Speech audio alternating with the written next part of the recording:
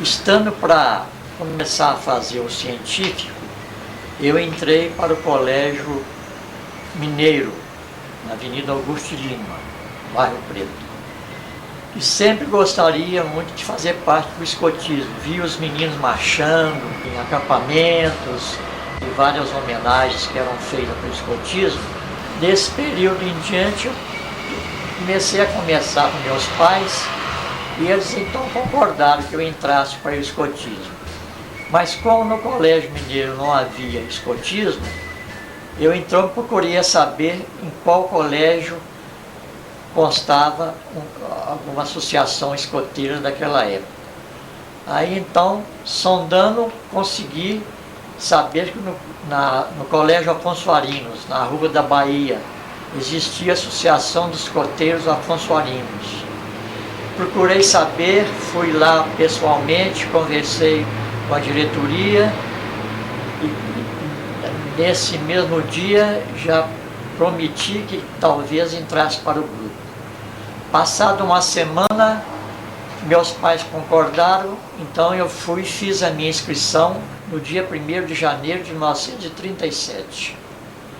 Sendo assim, continuei lá no grupo, na associação, vários anos e passei a estudar no próprio Colégio Afonso Arinos. Eu lembro que o Caio entrou para o grupo pouco mais tarde. Era o seguinte, ele não morava em Belo Horizonte, ele morava em Matozinhos. Os pais deles resolveram então ele estudar em Belo Horizonte. Começou a estudar no Grupo Barão do Rio Branco. Depois, como não havia grupo escoteiro nesse colégio também, ele ficou sabendo do Afonso Arinos.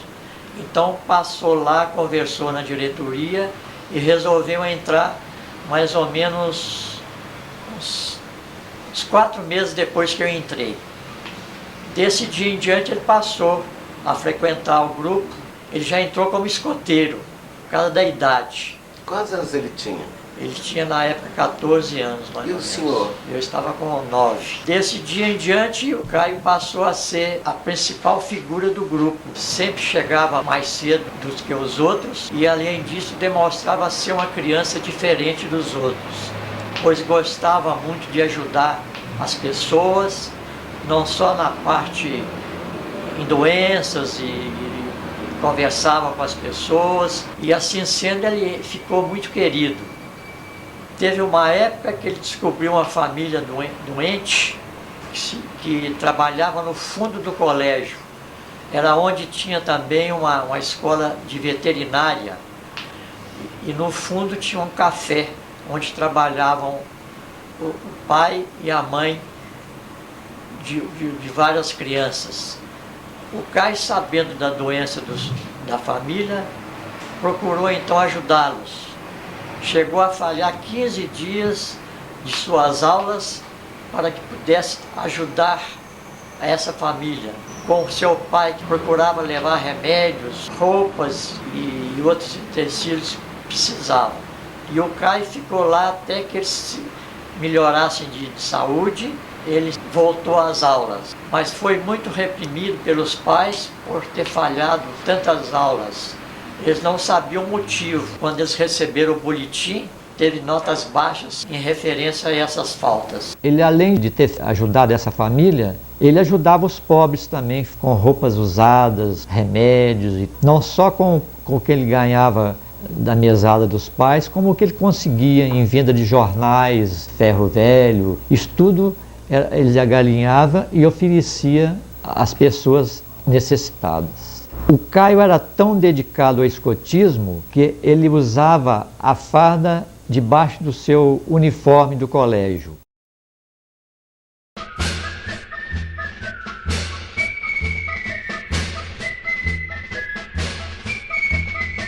Os chefes procuravam, pediam aos meninos que levassem mais meninos para aumentar o número do grupo, da associação, né? Mas tinham os passeios que nós fazíamos, os acampamentos, tinha as leis que as pessoas tinham que cumprir. Sempre gravar o espírito, sempre na mente, sempre na mente, sempre na mente. Sempre gravar o espírito, sempre na mente estará. Sempre gravar o espírito no coração, no coração, no coração. Sempre gravar o espírito no coração. No coração estará, de Bibi gravar o espírito junto de mim, junto de mim, junto de mim. De Bibi gravar o espírito junto de mim, junto de mim estará.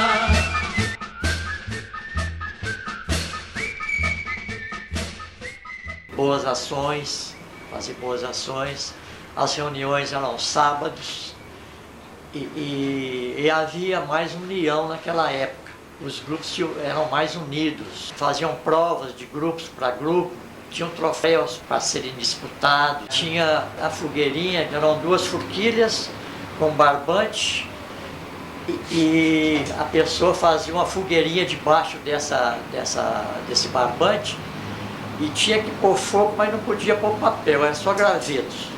E o que pegasse fogo primeiro no barbante ganhava o prêmio, né? Era em primeiro lugar. Tinha as corridas também de saco, como hoje há em colégios, em grupos dos meninos, né? E assim nós desenvolvíamos um trabalho dentro da associação. A farda dos meninos lobinhos era igual a hoje, mais ou menos. Era calça curta, azul marinho, blusa azul marinho, boné e o lenço da associação. E os escoteiros era blusa caque, bermuda caque e o chapelão, com um distintivo, um totem no meio certo do coisa. Usávamos também canivete. Isso até hoje não se vê muito não, mas em alguns grupos hoje usam. Porque hoje chama-se grupo, antigamente era associação. E os escoteiros têm a vantagem de serem diferentes das outras crianças e rapazes pelo seguinte: não pode se comparar a juventude de hoje com a juventude do meu tempo, pois não havia, naquela época não se falava em drogas, não tinha, os meninos estudavam mais, não tinha computadores, não ficavam mais, vamos dizer assim, em ruas, ficavam mais dentro de casa, seguiam o que os pais geralmente falavam que era realmente bom para eles. E naquela época também era mais, vamos dizer, era mais fácil para se viver. Hoje torna-se mais difícil, porque é tudo mais caro, fica muito mais caro o escotismo em geral, porque tudo depende da parte monetária, né? Tem que se pagar tudo. Na nossa época não se pagava mensalidade, só nós fazíamos um uniforme. O grupo funcionava, a associação funcionava normalmente, mas não havia exigência de pagamentos, o que hoje é exigido. Inclusive hoje em outros grupos acontece até inadimplência, não consegue pagar R$10 por mês, porque realmente para uns a vida é mais difícil.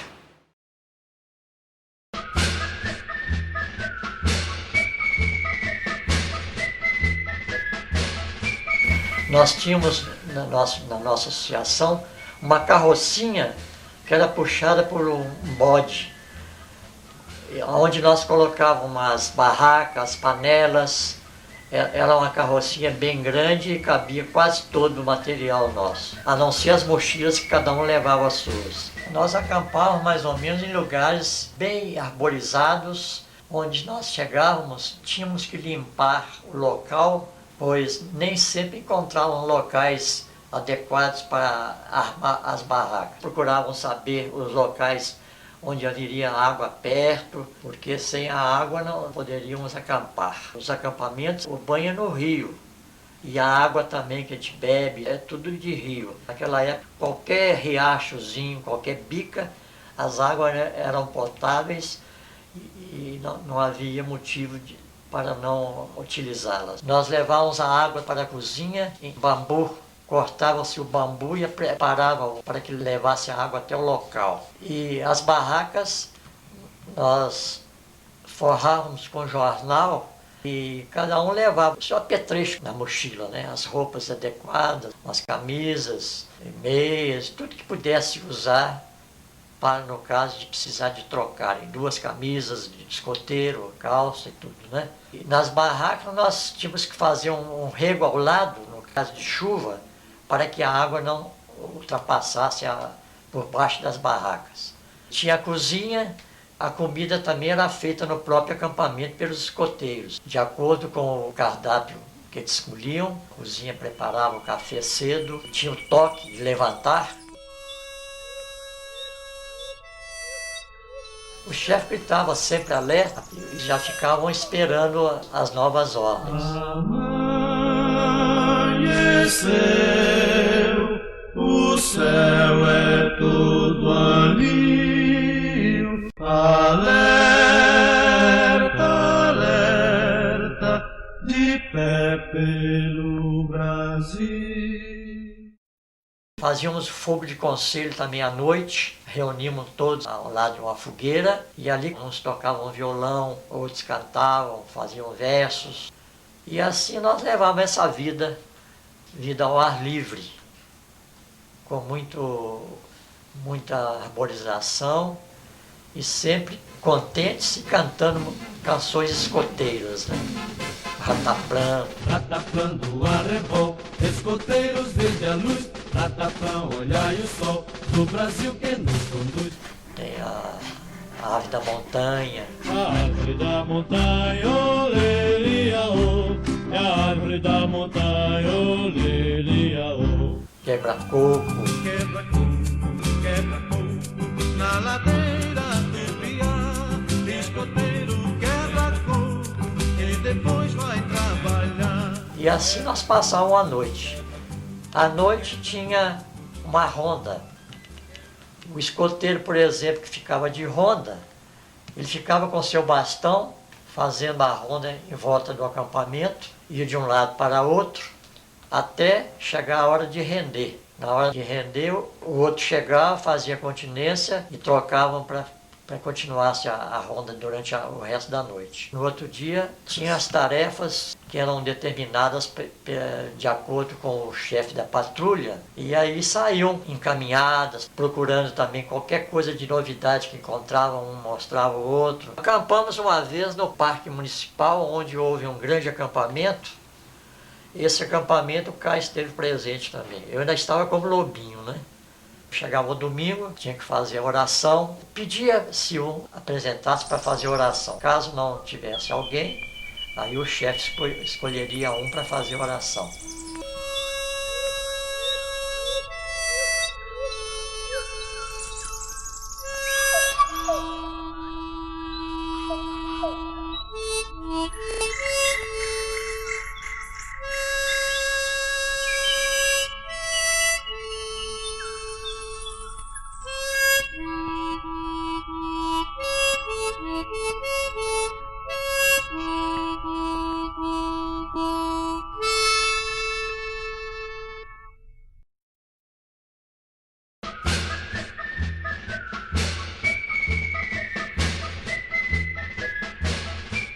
Nós estávamos numa reunião quando o chefe nos contou que nós tínhamos sido convidados pelo governador de São Paulo a fazermos um acampamento com os escoteiros de São Paulo. Isso foi no final de 1937. No início de 1938, o chefe fez uma preleção para todos e falou que os que mais destacaram dentro do grupo desse ano de 1938 foram escolhidos então para fazer esse passeio a São Paulo. O total desses que foram convidados era um total mais ou menos de 26 pessoas. Daí em diante nós então começamos a trabalhar para essa excursão. Fundamos um banco chamava-se Pão Duro, para ganharmos dinheiro para fazermos a compras de panelas novas, barracas, tudo que fosse necessário para que nós chegássemos lá e brilhássemos com a nossa chegada lá com outro grupo de São Paulo. Quando vocês conseguiram o dinheiro, conseguiram tudo, o que foi que aconteceu? Aí então já estava mais ou menos chegando a época de nós viajarmos. Aí então foi combinado, de acordo com a viagem, que nós reuníssemos no dia 18 de dezembro de 1938, no colégio, de onde todos fardados, de onde saímos de um ônibus fretado até o início da Praça da Estação, da Avenida Amazonas. Ali descemos e fomos marchando até a praça, a qual praça já estava tomada de muitas pessoas, e também os nossos pais tinham banda de música, era uma animação muito grande. Nós chegamos na estação, o nosso trem era o primeiro trem colado à máquina. Quando o governador Benedito Valadares chegou à estação, ele pediu que trocasse um carro nosso. Fizeram uma manobra e trocaram os carros. Nós passamos por 7º carro. O total da composição eram 15 carros. Tinham os passageiros normais e nós ficamos no 7º. Tinha um carro de correio, restaurante e 3 leitos. Sendo assim, mais ou menos às 18 horas, nós saímos da Estação Central do Brasil e seguimos a nossa viagem. Fomos andando pela noite, as janelas estavam abertas, indo tudo normal, cantando canções escoteiras, até mais ou menos a metade da viagem. O chefe tocou o toque de silêncio à meia-noite com a gaita. Aí fechamos as janelas, já estavam quase todos já dormindo, outros sonolentos, e apagaram a luz do carro. Bem, fomos seguindo viagem normalmente. Aí o chefe pediu que cantasse mais baixo, porque eles estavam cantando ainda, alguns cantavam, né? Antes de... Estavam dormindo já, mas estavam acordados para cantar algumas canções, que cantassem baixo, que não prejudicasse os outros passageiros. Bem, Passando mais uns minutos, uma meia hora, já estavam todos dormindo. Nas estações tinha uma argola, onde o agente da estação colocava uma papeleta. Nessa papeleta havia escrito se a ferrovia estava livre para que seguissem as outras composições. O maquinista que estava descendo não olhou direito a papeleta e deu livre. Então aconteceu que uma composição ia subindo na Serra da Mantiqueira e a outra descendo. Esse local fica perto de Barbacena. Então nesse setor entre João Aires, entre Sítio João Aires, mais ou menos às 2h05 da madrugada, houve então um choque.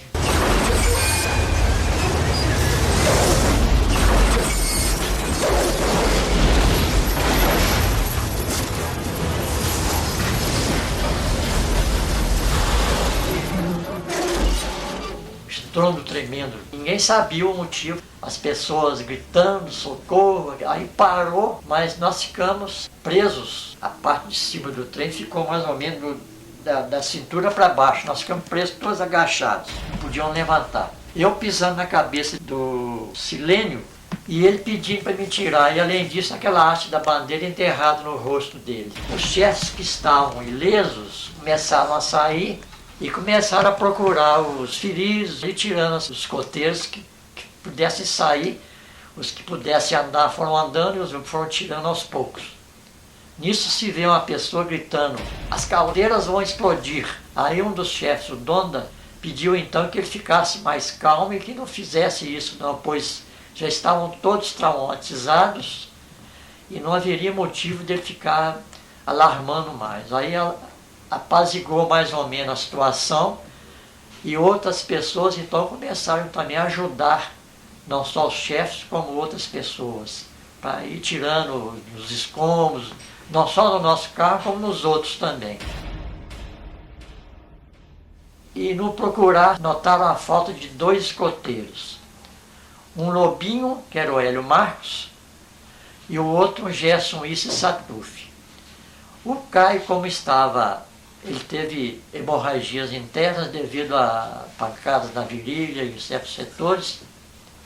Então, sendo assim, nós, os que puderam ajudar e coisas, o levamos para um dos leitos.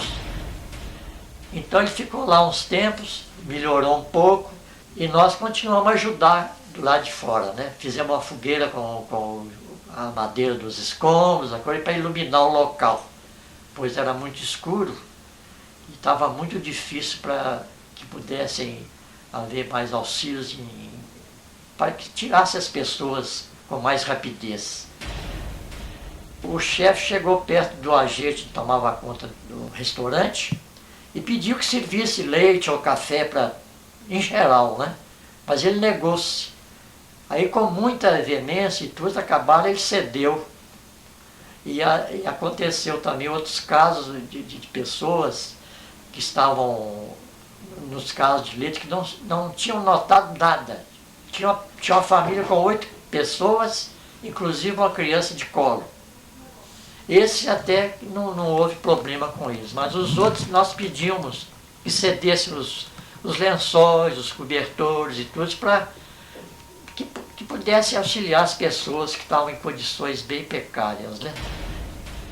12 vagões, né, eram de passageiros, que era o da máquina até o nosso. O nosso estava mais ou menos no 6º ou 5º lugar. O carro correio, o leite, os 3 dormitórios não sofreram nada. Os primeiros socorros só chegaram às 7 horas da manhã. Nessas alturas, todos já tinham sido retirados. As pessoas que estavam auxiliando, como os enfermeiros e todos que chegaram no dormitório e pediram licença para carregar o Caio. Então, no momento que chegaram, o Caio virou então e disse o seguinte: tem pessoas em piores condições do que eu. O escoteiro caminha com suas próprias pernas. Aí foi andando até um determinado limite, onde o carro caiu, todo ensanguentado. Aí então o levaram para o hospital, onde veio a falecer no dia 19 de dezembro de 38, 2 horas da madrugada. Os seus pais já tinham chegado, ainda assistiram ainda o último suspiro. Quando ele faleceu, apareceram muitas pessoas em sua casa com seus pais agradecendo as boas ações que eles faziam com as pessoas doentes e necessitadas da época. O Dr. Floriano de Paula, com os pioneiros e mais 2 escoteiros, foram na véspera, foram no dia 17, para levar o material. A maior parte do material foi na véspera, para que ficasse mais fácil para quando nós chegarmos lá, para então armar o acampamento, aquela coisa toda. E eles não estavam sabendo ainda do desastre, só ficaram sabendo depois. Sendo assim, como não chegamos ao local onde nós íamos acampar, eles voltaram para Belo Horizonte, e nós então viemos depois que saímos do hospital. Ficamos 3 dias no hospital. Eu levei uma mochilada no nariz, perdi 4 dentes, e outros tiveram escoriações e tal, mas a maior parte deles não tiveram coisas graves, não. O Hélio Marques ainda teve um detalhe também. Ele estava sentado comigo. Quando foi mais ou menos 11h30, ele pediu o chefe para sentar num banco que se viajava de costa. O trem era todo de madeira, né? Então o chefe virou e falou assim: não, fica com o Romero aí, ele está chefiando os meninos aí.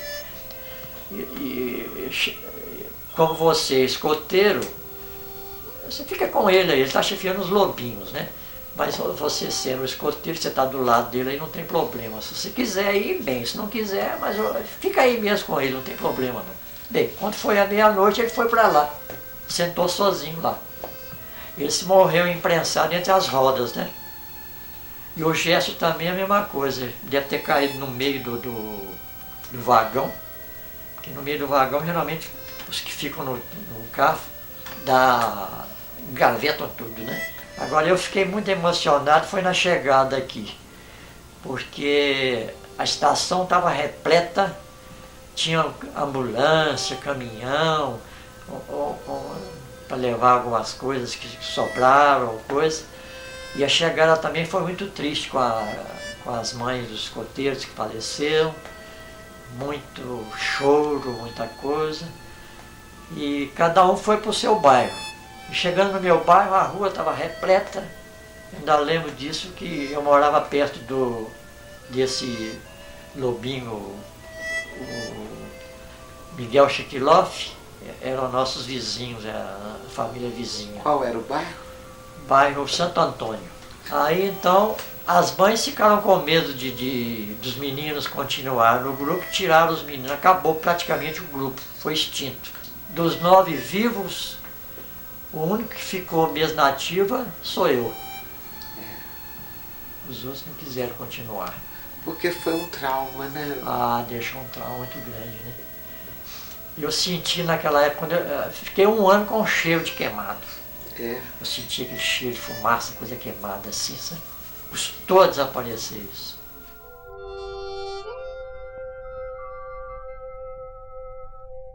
Por que perder a esperança de nos tornar a ver? Por que perder a esperança se há tanto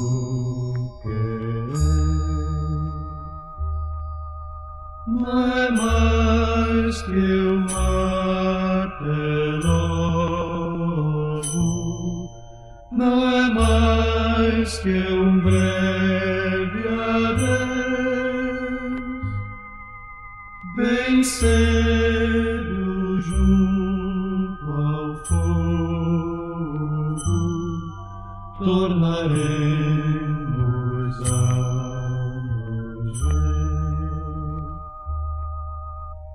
as nossas mãos entrelaçadas em redor do calor,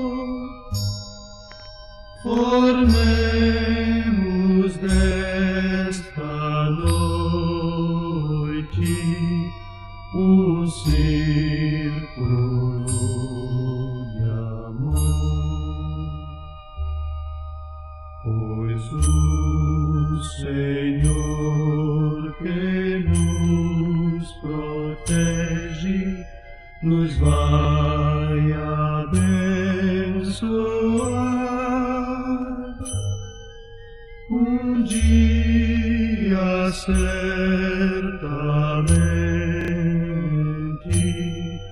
vai de novo nos juntar.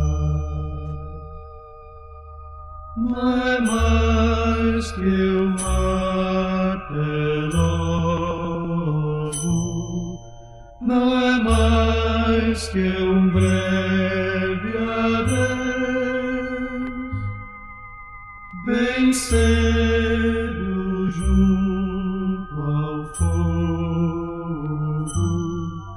tornaremos a nos ver. Com as nossas mãos entrelaçadas em redor do calor, formemos desta noite um círculo de amor. Pois o Senhor que nos protege nos vai abençoar.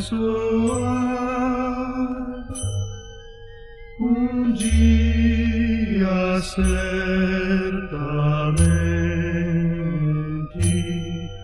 vai de novo nos juntar. Não é mais que uma até logo, não é mais que breve adeus. Bem cedo junto ao fogo tornaremos a nos ver. Com as nossas mãos